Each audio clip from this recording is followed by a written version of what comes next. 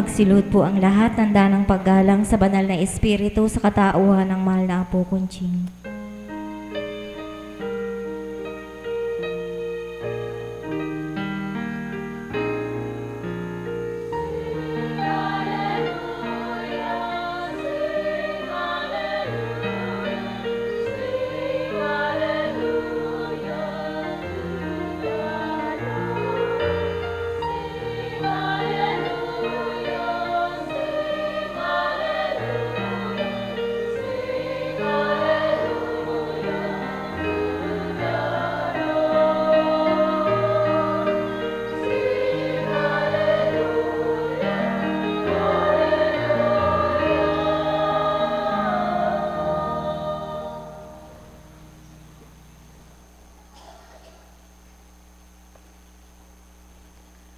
Sumainyo ang kapayapaan kay buti ng Ama, kay dakila niya. Bawat araw at gabi man, paglingap niya ay walang kapantay.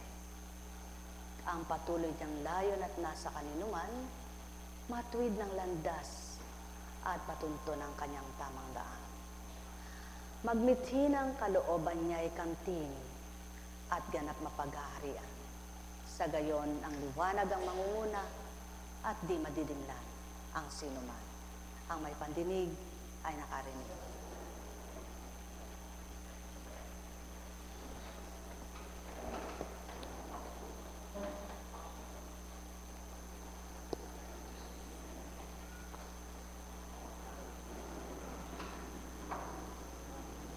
Kapag maibigin ka sa kasiyahan, ang hanap mo'y paglilibang. Subalit kapag maibigin ka sa kabanalan at kabutihan, ang hanap mong kakwentuhan ay ang may magbubukas ng higit pang mainam at magandang usapan. Sapagkat habang kayo ay nag-uusap sa kaukulan at kabanalan na layo ng amang mahal, kapwa kayo nasisiyahan at naliligayahan. Kapwa kayo naaaliw at nawawalan kayo ng pakialam sa oras at kapwa nyo. Sapagkat di nyo alintana ang lumilipas na oras, nalilibang kayo at di nyo namamalayan, aba kay lawak na pala ng oras na naganap para kayo'y mag-usap. Subalit, kapag maibigin ka sa paglilinis at paggawa sa tahanan lamang, nagdudumali ka, nagmamadali kang matapos mong ginagawa mong iyan. Anin mo na lamang, lahat malinisan mo. Ngunit di mo naisip, paano kaya? Matatapos mo ba kaya ang paglilinis mo araw-araw ay may doong naroroon ang dumi? Ganyan din ang Ama sa buhay ng tao. Kung paano ang pagmimithi ng isang naglilinis ng tahanan, gusto niya araw-araw malinis, gusto niya araw-araw walang dumi. Yan ang Ama. Araw-araw na gusto niya maging malinis sa pananaw niya ang kanyang mga anak, maging malinis sa pananaw niya ang labas at loob ng kanilang katauhan. Kaya naman, nagdudumali na ang kanyang espiritu, nagmamadali na ang kanyang espiritu sa paggalugad niya sa mundo upang hanapin ang kanya at magiging totoo. Kaya't ang bawat nakita niya na nagpapakatotoo sa kanya, aliw na aliw, lugod na lugod siyang masdan sila, at ang mga anak niyang naramdaman ay siya, katuwaan ay damang-dama rin nila. Ang may pandinig ay nakarinig. Mula kay Lucas, pumasok si Jesus sa Jericho at naglakad sa kabayanan. Doon may isang mayamang puno ng mga publikano na nagngangalang Sakeo. At pinagsikapan niyang makita si Jesus upang makilala kung sino ito. Ngunit siya'y napakapandak at dahil sa dami ng tao, hindi niya makita si Jesus. Kaya patakbo siyang nagpauna at umakyat sa isang puno ng sikomoro upang makita si Jesus na magdaraan doon. Pagdating ni Jesus sa dakong iyon, siya'y tumingala at sinabi sa kanya, "Sakeo, bumaba ka agad, sapagkat kailangan kong tumuloy ngayon sa bahay mo." Nagmamadali siyang bumaba at tuwang-tuwang tinanggap si Jesus. Lahat ng nakakita nito rito ay nagbulong-bulungan. Nakikituloy siya sa isang makasalanan. Wika nila. Tumayo si Sakeo at sinabi, "Panginoon, ibibigay ko po sa mga dukha ang kalahati ng aking ari-arian. At kung ako'y may nadayang sinuman, 4 na ibayo ang isa sa uli ko sa kanya." At sinabi sa kanya ni Jesus, "Ang kaligtasan ay dumating ngayon sa sambayang ito. Lipi rin siya ni Abraham, ang taong ito. Sapagkat naparito ang anak ng tao upang hanapin at iligtas ang naligaw." Katotohanan, mga minamahal ko, kilala ng Ama ang mga anak niya. Nakikita niya ang gawa nila. Damang-dama niya, damdamin ng bawat isa. Suring-suri niya, lirip na lirip niya ang mga layunin nila. Di ka man magsalita, di ka man mangusap, alam niya na kung ano ang maibibigay niya sa iyo at anong hihilingin mo. Hindi mo man bigkasin ang mga ilang bahagi ng kaloob mo, kitang-kita niya kung paano ka magbahagi sa kapwa mo. Hindi ka man magturo kung ano at sino ang minahal mo, kilalang-kilala niya mga mahal mo sa buhay at minahal mo bilang kapwa mo. Hindi ka man magsalita, alam niya kung ano pang hihilingin mo at pangangailangan mo bilang anak ka nito. Yaon na nga ang pawang katotohanan. Mapalad ang isang makasalanan na nakita niya ang kanyang mga kamalian at siya mismo ang lumapit. Ngunit ang kapwa niya na walang alam kundi humatol at humusga, ang sabi nila ay nakikisama siya sa isang makasalanan. Samantalang itong makasalanan na alam niyang may kasalanan siya, siya na mismong nakasuri ng kanyang kasalanan, kaya't alam niyang sabihin, "Ang akin pong ari-arian ay papartihin ko at ipamamahagi ko. At ang bawat nadaya ko, 4 na bahagi ibabalik ko." Sa madaling salita, alam niyang nandaya siya, alam niyang may kasalanan siya, at alam niya kung ano ang katotohanan sa taglay ng Hesukristo ang kanyang hinanap, kanyang nasumpungan. Ilan kaya ang kumikilala sa tinatawag niyang Panginoon na mismo siya'y nagsusuri sa kanyang sarili at sinasabing niyang, "Hindi ako karapat-dapat humarap sa iyo kung di ko babaguhin ang aking pag-uugalit gawa sa mundo, sapagkat parang baliwala lamang ang paglapit ko kung walang mababago sa akin at bilang pagkatao ko." Ilan kaya ang katulad kay Sakeo, na nang masuri niya ang kanyang mga kasalanan, alam niyang gawin ng pagbabagong buhay sapagkat ang pananaw niya na kaisa niya na ang tagapagligtas niya, nasunod niya ang kalooban ng Ama at nais niya pang sundin pa, yamang ang panawagan sa kanya ipagdakay tumalima, "Sakeo, magmadali kang bumaba, kailangan kita." Kaya naman, kung lahat lamang ng tao na tumatawag na totoo sa pagmamadalit pagdudumaling sumunod sa kanyang Panginoon, hindi kaya masigit ang maibigay at ipagkaloob dahil sa nakitang pagbabago at pagbabalik loob. Mga minamahal, mapapalad ang mga anak ng Ama na alam nila ang kasalanan nila, na sila na mismo ang susuko at mangingi ng tawad sa Kanya, kaysa maghintay pang siyang maningil at siyang magparusa. Ang wika nga, walang banal sa mundong ito, Walang taong di nagkasala, walang taong di nagkamali, walang taong hindi naligaw ng tuntunin mula sa kanyang pagkabata. Subalit, gaano man kalaki ang kanyang kasalanan, anuman ang kanyang mga kamalian, kung hinanap niya ang kanyang Panginoon at nasumpungan, tatanggapin siyang dalawang kamay at kukupkupin siyang tuwiran, iwawalay niya sa kanyang gunita ang lahat ng kanyang naging kamalian at ang pagbabalik loob niya ang kanyang mamasdan. Mapapalad ang mga nagsusumakit at nagsusumikap na magbalik loob at sa may tumanggap sa pamamagitan ng Espiritu Santo at ng pangalang Hesu Kristo. Nek karameneyahanam, nek karameneyahanam, nek karameneyahanam. Katotohanan ang sa akin tinuturan.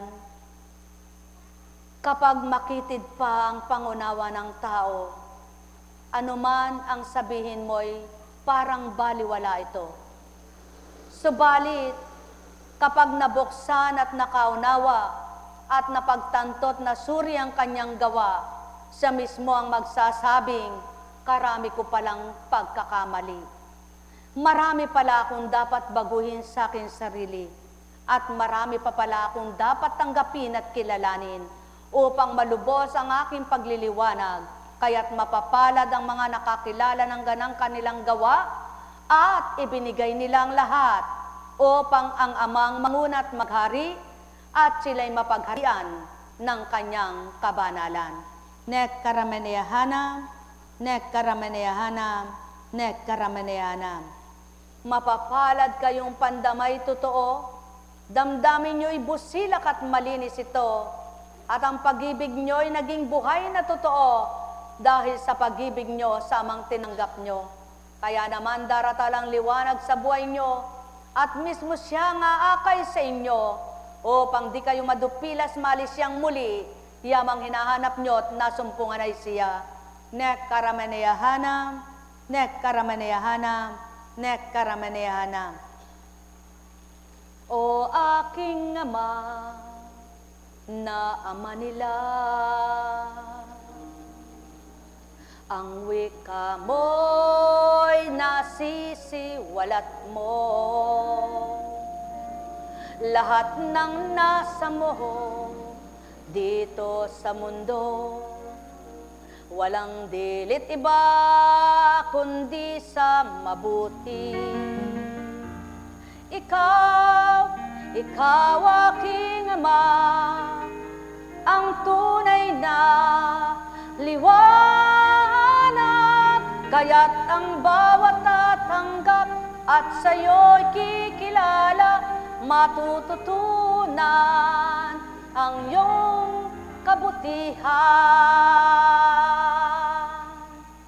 Mapalad nga yaong mga tao, nang wika mo'y hinanap ka't nasumpungan nila.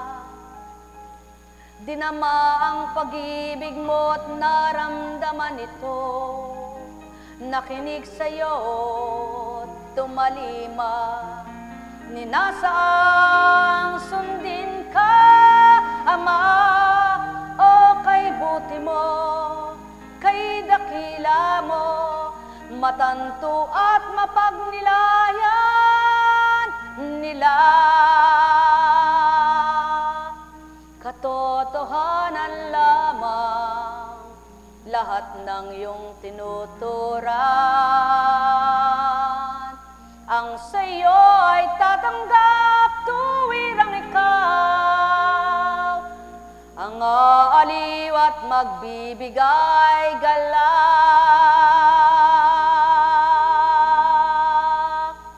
Nek karameneyahanam, nek karameneyahanam, nek karameneyahanam.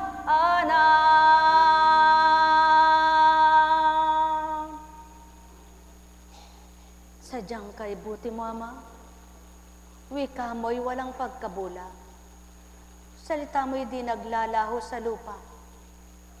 Ang sa'yo'y nagtitiwala at naniniwala napasisilay mo ang iyong salita. Natuwirang kaganapan ay di nakakaligta upang tupdin mo at ipakita sa lupa.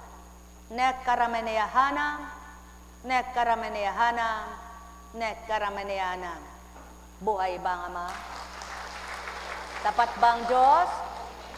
May tatanong ako sa inyo, mga mahal kong kapatid sa Ama, kayo sama-sama, di ba ga? Maniniwala ba kayo sa sasambitin nito ni Apo Kunching na tinuran kayo'y muling darating? Kung magkagayon, naway makilala nyo, ang inyong tinutunguhan dako ay di gawa ng tao. Sumainyong kapayapaan, pagarian kayong tuwiran, hindi kayo nakita ni Apo Kunching na magkakasabay, at lalong hindi niya alam na kayo magkakasama. Subalit ako mismong nagturan at nagluwal, hindi nga ba't kayo magkakasama?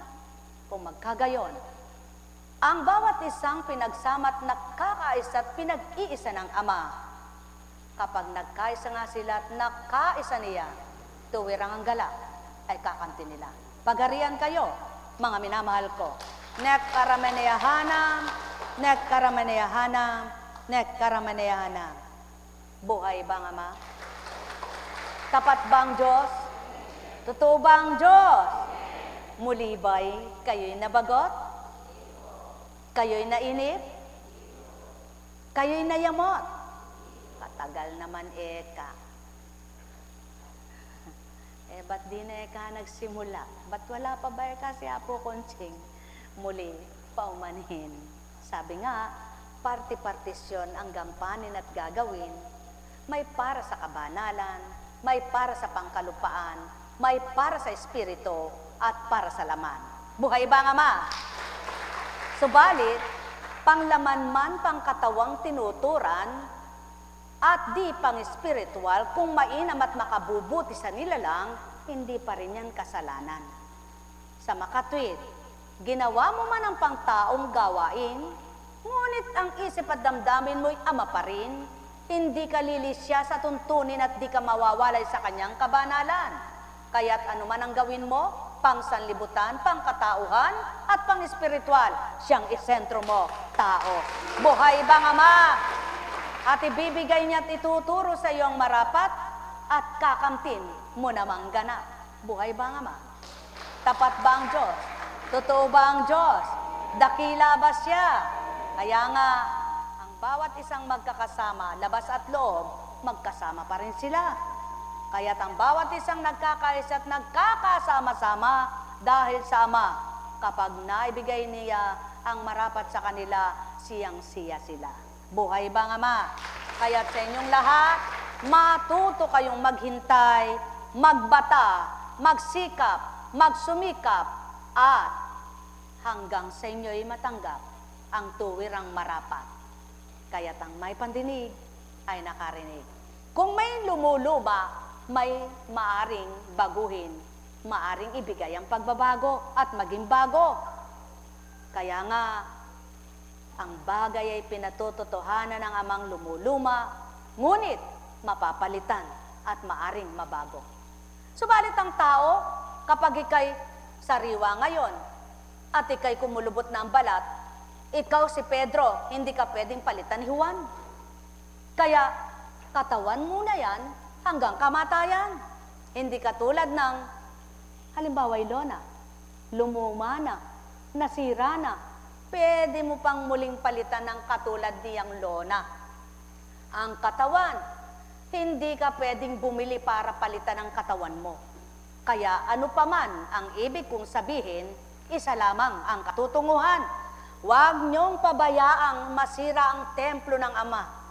Patuloy niyong mabuo sa pagtitiwala niyo at patuloy niyang bubuin nang hanggang kamatayan, bata't matanda, isa lang ang sasapitin at kakamtin, magkakaroon pa rin kayo ng tunay na buhay na walang hanggan. Pagarian kayo, mga minamahal ko, buhay ba ang Ama? Tapat ba ang Diyos? Totoo ba ang Diyos? Dakila ba ang Diyos? Kung tapat, dakila at totoo ang Diyos, Tandaan ninyo, lahat ng nagsisikap para sa sanlibutan, kinakamtan nila'y pang sanlibutan. Subalit ang nagsisikap para sa espiritual, tinatamasa nila'y pang espiritual na pamumuhay at kaloob ng Amang Mahal. Subalit, hindi masamang magnasa ng pansanlibutan, hindi rin masamang magnasa ng panglaman, ngunit at pasubali, huwag mong kalilimutan ang nagbigay buhay upang kamtin mo man ang anumang bagay na natatamo mo sa buhay mo at ang amay nasa iyo at kinikilala mo, tinatanggap mo at minamahal mo, lalong galak ang nararamdaman mo sapagkat siyang umaaliw at lalong nagpapasiklab ng kaaliwan mo kapag tinamasa mo ang mga pangsanlibutang layon at nasa mo at hindi ka pa nawawalay sa kanya at di ka umiwalay, magkahisa kayong tunay. Buhay bang Ama? Sumainyong kapayapaan, pagarian kayong tuwiran, malubos ang kasiyahan, kagala kay inyong kamtan. Ang Ama'y masurpresa, mahiwagang kumilos sa bawat isa. Kaya't mas mainam yaong hindi mo inaasahan kapag binigay niya ay galak na galak ka. Kaysa naman asam na asam ka, hindi mo makuha, masamang loob mo'y nangunguna sa tuwina. Pagarian kayo, mga minamahal ko. Nek karameneyahanang, nek karameneyahanang, nek karameneyahanang. Buhay ba ang Ama? Tapat ba ang Diyos? Dakila ba ang Diyos? Oo nga naman. Kanina po, ako'y napagtanto, pinagnilay ng Panginoon sa pamagitan ng Kanyang Espiritu. Ako'y nagtungo sa isang dako dito sa likuran. At nang mapagmasdan ko yung mga nasisirang bagay, mga napabayaang bagay na sa kapabayaan na kung sinino pa'y hindi dapat sira pa yun. Na kapag nagbilang tao kay masasabi mong kung ako lang ay may oras, ako ang nagsinop at nangalaga sa mga ito, hindi ito sira. Sapagkat alam mo yung sarili mo, kilala mo yung sarili mo bilang tao ka. Alam mo kung ikay masinop o hindi masinop. Kaya alam mo sabihin na hindi ka magyayabang, kundi totoo mong ginawa yun sa una mong buhay. Kaya sabi ko nga po, tingnan mo nga naman, pagsisikapan mong bilhin, pagsisikapan mong makuha. Pagkatapos kapag sira na, wala nang kwenta. Bakit kaya bigla pong napihit? Bakit kaya? Oo nga naman, kung lahat lang ng tao, hindi bagay ang patuloy nilang pinagsisikapang makamit makuha, kundi ang bagay na hindi nila nakukuha at nakikita. Ngunit pumaparoon sa kanilang katauhan, espiritong banal. Makuha mo man ang bagay yan na yan, hindi man naibigay sa iyo, masaya ka pa rin. Subalit, kapag ang pagmimithi mo'y pangkatauhan lamang at damdamin mo'y tao, pag may nakuha ka, may nakamtan ka, at nasira ito, at umira lang pagkatao mo, masama loob mo. Ngunit kapag ikay nasa Panginoon at Espiritu niyang nanguna, manghihinayang ka't masasabi mong sayang, ngunit pagkatapos nun, pag napagtanto't pinagnilay ka ng Ama, bagay lang yan, maring palitan. Ngunit ang pagkakasalang magiging daan ng paglayo ko at pagkawalay mo sa akin, hindi mapapalitan ng bagay. Buhay ba ang Ama? Kaya, kung marunong lamang magnilay at magbulay ang tao, lagi na lang kapag may nakita kang nasira, lumuma sa kapabayan, masasabi mo, sayang naman. Ngunit pagkatapos noon, pipihitin ng Amang isip at damdamin mo, huwag ka nang masaktan anak, sapagkat wala na, tapos na, hindi mo na maibabalik yan. Ngunit ako, ang pagsikapan mong manahan at maghari sa iyo, anumang nabulok na wala at sa iyo ay wala, maaari kong ibigay, palitan at maibalik lahat. Buhay po ba ang Diyos? Kaya nawa, pagsikapan ninyong makilala ang Ama, katulad nitong si Zaccheo. Sadyang pinilit niyang hinanap. na makilala itong Jesus na nababalitaan niyang magaling, mabuti ang ginagawa. At sa kanyang kapandakan, sadyang naghanap siya ng paraan kung paano niya ito makikita. Kaya saan siya umakyat? Sa puno ng sikamoro. At nagulat siya. Hindi niya alam na nakita siya ng kanyang hinahanap. Kayo, di niyo ba alam na lagi kayong nasasaksihan ng inyong pinapanginoon? At di man kayo magsalitay, alam niya kung ano kayo at sino kayo at saan kayo nagmula. Kaya nga, kung sa pagtawag niya sa inyo, ay nadaman niyo siya at dadamhin patuloy, kayo kaya'y mawawalay pa? O dili kaya, kayo kaya'y masasaktan at mahihirapan pa ang loob? Lagi niyang sinasambit at tuwirang tinuturan, ako ang kaaliwan, ako ang liwanag ng buhay, ako ang lakas at tibay, ako ang balangkas na mainam. Kaya't ang sumusunod sa akin, na isasadyad ko ng lubusan. Pagharian kayo, mga minamahal ko, nek karameneyahanam, nek karameneyahanam, nek karameneyahanam. Ang sabi nga ng kausap kahapon bilang apkunching, ang natutunan ko po ay think positive. Kaya di po ba pag lagi mong iniisip na positibong mangyari, maganap, yun po ang nangyayari. Tama ka anak, sabi ko. Kaya kapag inisip mong makakatapos ka, positibo mong inisip na makatatapos ka at makapagtatapos ka, makakamit mo yan. Sapagkat kung nagmimiti kang makatapos, pinagsisikapan mo makatapos, dinugtong lang po ito ngayon. Hindi na sinabi sa kanya yan. Ang lahat ay nagiging posible, imposible man sa tao. Sapagkat sa paniniwala mo na positibong pangyayari nito ng Ama sa buhay mo, sa kabutihang ginagawa mo, matutupad ang layunin ng Ama at layunin mo sa buhay. Buhay ba ang Ama? Tapat ba ang Diyos? Totoo ba ang Diyos? Kaya ang kumikilalang may Diyos, tinataling niya ang alam niyang hindi nararapat, hindi dapat, at hindi tumpak. Inaamin niya ang kanyang kamali at kasalanan at pinagsusumikapan niyang tumahak sa matuwid na landas at liwanag. Ang may pandinig, ang nakarinig. Sumainyong kapayapaan, mga minamahal. Buhay ba ang Ama? Tapat ba ang Diyos? Kaya nga, mula sa unang sulat ni Juan,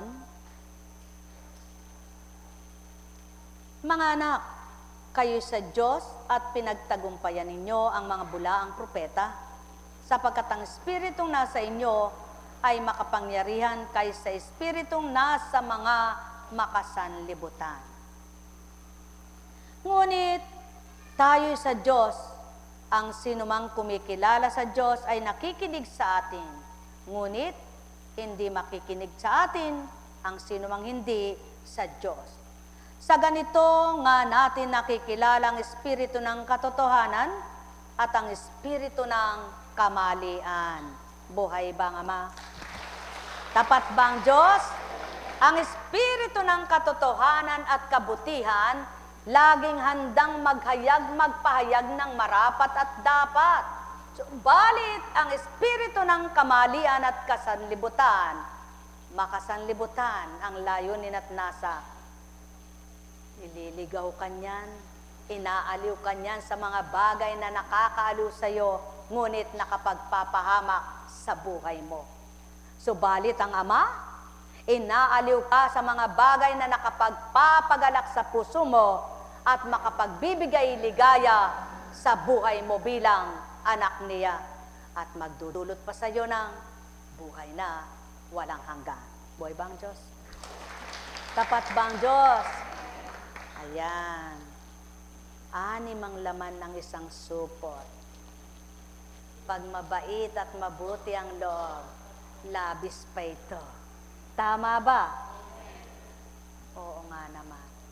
Dito dadalawa, dito tatlo, doon apat, doon tatlo, doon lima, doon apat, doon lima, pati siya. 5, 6, 7, pati yung nakatayo. Sa makatwid, pag binigay ng 1, 2, 3, 4, 5, 6, 7. 7, 7 times 7? 6 times 14? Magaling kayo sa mathematics. 6 times 14? Wala naman po kayong 6, 6, 6. Wala rin kayong 6, 6, 6. Kaya hindi kayo 6, 6. Buhay ba nga ma? Kaya, alam kong may magagawa ang Ama. Alam kong may magagawa ang Ama. Pagka, kulang kayo dahil kulang kayo, doon magsimula. Winika niya, manalig ka na. Bawat araw, ako sa inyo. Bilang kayo dyan. Narinig niyo yung bilang. Alam kong di, ikaw magparty sa kanila. Magagawa ang Ama. Alam kong may magagawa. May kulang dito, may labis kayo. Ang Ama. Pagka, kumpleto na kayo dyan. Winika niya, manalig ka na. Bawat araw, ako sa inyo may nakalaan. Kulang. Yan. Sabi ko na sa inyo, lalabis yan. Mayroong magandang sinabi parte-parte, di sinabi isa-isang super. Sa inyo, aking mga, sabi ko na sa inyo, labis pa yan minamahal. Kinulang ba kayo? Kulang ba? Kulang ba? Labis ang alay. Di ba? Ganyan ang Ama. Bakit gayon ang ginawa? Kung dito sa lupa, marunong lang tumanaw ang kapwa sa kanyang kapwa at may pag-ibig kapwa, meron bang dukha? Meron bang naghihikahos? Meron bang ginugutom? Meron bang magpapatayan? Meron bang mag-aalitan? Kaya nga, kung ang banal na Espiritu ang maghahari sa lahat ng dako at lahat ng tao, meron kayang, Diyos ko! Magsasabi ng gayon? O dili kaya ang lahat ng sasabihin, ba't ganyan? Walang-wala. Kaya ang sasabihin nila, salamat Panginoon, purihin ka Panginoon, dakila ka Panginoon, tapat ka Panginoon, buhay ka Panginoon, wala kang kapantay, sapagkat lahat sila'y nakadarama ng galak at ligaya ang loob. Buhay bang Ama? Kaya halina kayo, mga minamahal kong totoo, magnilay, magbulay, magtantong tuwiran, damhin sa kaibuturan ng inyong kalooban, damdaming taglay, amang mapagmahal, mapagkalingang lubusan, tapat kanino man, kailan may di kayo magpupumiglas sa paghiyaw sa galit, kundi kayo magpupumiglas sa paghiyaw ng papasalamat at papuri sa Ama. Mahal na mahal ko kayo. Tuwiran kong tinuturan, mahal na mahal ko kayo. Alala, umbaga, sumainyo ang kapayapaan. Buhay ba ang Diyos? Tapat ba ang Diyos? Meron bang hindi nakatikim? Merong hindi nakakain? Hindi mo lang siguro gustong kainin. Ay, meron akong pagbibigyan. Mapalad kayo kapag sa isip at damdamin nyo pananalig at pananampalataya, di ko kakainin ito para ibigay ko sa blank, blank, blank. Alam nyo po, matagal nang pangyayari ito, subalit binalik sa akin ng Espiritu, kaya may babahagi ko sapagkat hindi katang-isip at di ito katang-isip na kaakalamang, kundi totoong istoryang naganap. Sang pangyayari na naghandom, nag-alay, at may tinira, at sinabi, tinura ng Espiritu na ito'y bahagi ko sa gayon. Sa pananalig at pananampalataya ko, ang pinakain ko na yun, pakakainin ko, may magandang mangyayari sa buhay niya. Walang pagkabula. Umusad ang panahon, umusad ang taon, nakita ko, ang taong yao'y nagtiwala at naniwala, naganap sa kanya ang walang pagkabulang salita. Buhay ba ang Ama? Kaya nagaganap na tutupad ang salita ng Ama sa taong nakikisa at tumutupad sa kanyang aral, nagsasabuhay sa kanyang salita. Pagpalain kayo, mga minamahal ko. May tanong ba kayo? Wala kayong itatanong? Hindi kayo magtatanong? Eko mangutang, ala kong ikutang, eko mangutang, ala kayong ikutang, eko mangutang sadya kayo ngayong mangutang, ala ko rin ikutang. Buhay ba ang Diyos? Ay, ano ba kayon? Ba't ka mangungutang? Yung eko mangutang, ala kang ikutang, hindi utang, kutang. Kaya nga, mga minamahal, napakabuti ng Panginoon. Ano po? Taon man ang binilang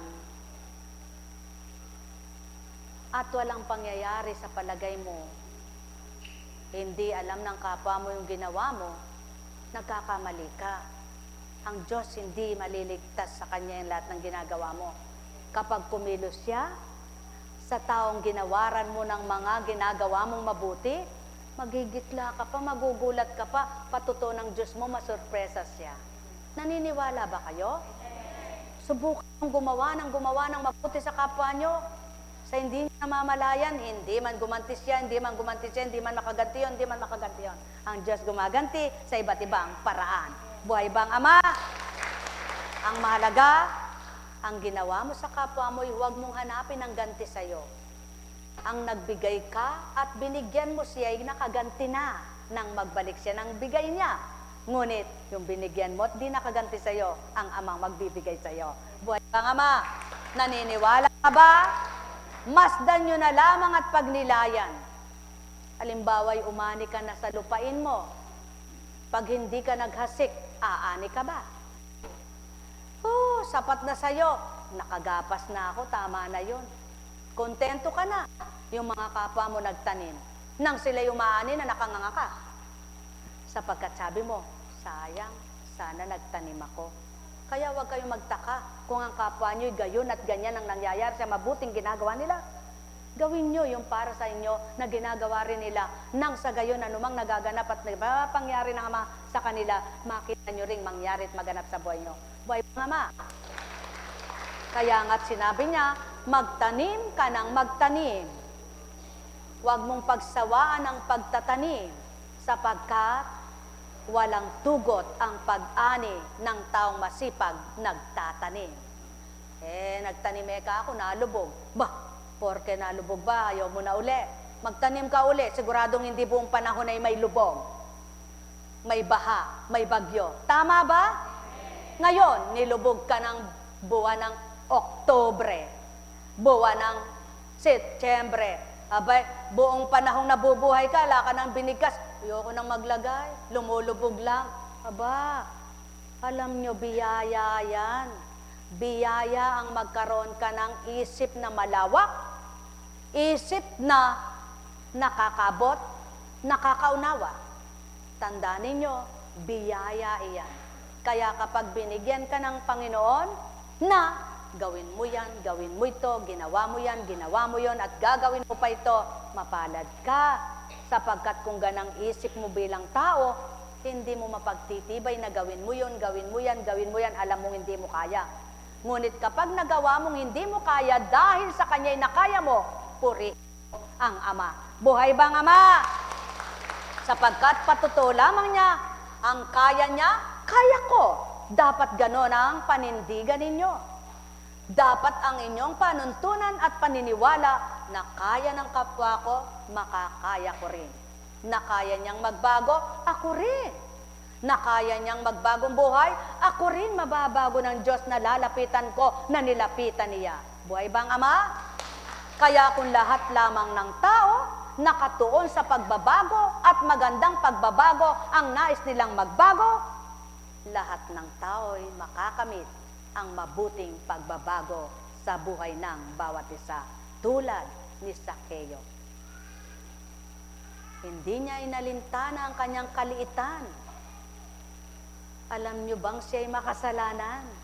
Subalit, dahil sa kanyang pagbabalik loob, paglapit sa kanyang Panginoon, nawala lahat ang kanyang kasalanan. Hindi yaon minasdan, kundi ang pinasdan sa kanya ang siya'y lumapit, nagbalik loob, at nakita niya ang kanyang sarili at binago ang kanyang pagkatao. Buhay bang Ama? Tapat bang Diyos? Totoo bang Diyos? Kaya, sino man sa inyo kapag may nakita kayong kapwa-tao o kakilala ninyo na nakita ninyong, ba't pinakikisamahan yun niyan? Eh, masama yun na. Huwag niyong hatulan, huwag niyong hamakin, bagkus matuwa kayo. At ang kapwa niyong iyon ay nakikisama sa isang masamang di niya alam ay masama. Ngunit, ang Ama alam niya yon. Kung lahat ng tao ay di bibigyang pagkakataong magbago, sino kaya ang mapipili sa mundo? Kaya nga, may kakilala ka bang lisya at mali ang gawa? Subalit, ikaw ay nasa tama at minimithi mong magtama at matama ang iyong kapwa. Kapag sumunod yan sa iyo at napasunod mo, at siya rin ay nakapagpabago, at siya rin ay nakapagpabago, nakapag-akay, di ba dumarami ang nakakakilala sa Ama at ang lahat ng nakakilala sa Kanya, di ba siyang magbibigay ganti sa kanila? Kaya nga, huwag pagsawaan ang pagbabagong buhay, ang paglapit at masumpungan ang Diyos ng katotohanan. Pagharian kayo, mga minamahal ko, nek karameneyahanam, nek karameneyahanam, nek karameneyahanam. Buhay bang Diyos? Tapat bang Diyos? Maraming pamamaraan ang Panginoon, marami siyang magagawa, madali niyang gawin ang lahat para sa Kanya, sapagkat siya'y makapangyarihan at di mapapantayan ang kapangyarihan. Kaya't halina kayo mga minamahal, humingi kayo sa Kanya ng kakayahan, humingi kayo sa Kanya ng pangunawa, humingi kayo sa Kanya ng lakas, humingi kayo sa Kanya ng tatag at tibay sa inyong nais na pagbabagong buhay, na patuloy niyong matahak ang landas na matuwid at patuloy niyo siyang madama at makilalang lubos pa.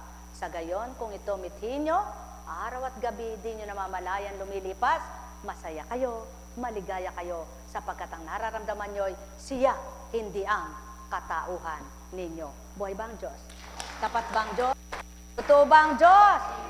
Kung magkagayon, tapat at totoo ang Diyos, halina kayo, mga minamahal ko.